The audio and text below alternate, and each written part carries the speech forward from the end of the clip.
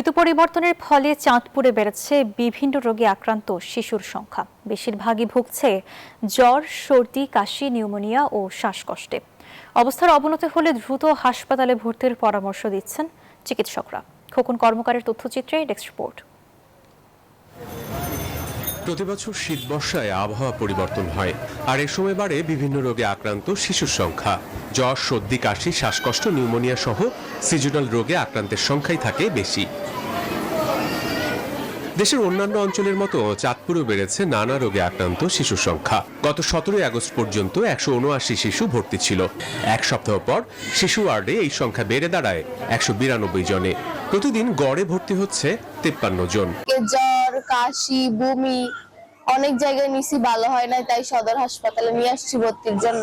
জ্বর ছিল, জ্বরটা একটু ভালো হয়েছে। জ্বরের পরে ওর চোখের সমস্যাটা দেখা দিচ্ছে। আজকে 5 দিন হয়ে গেছে আমরা এখানে আসছি।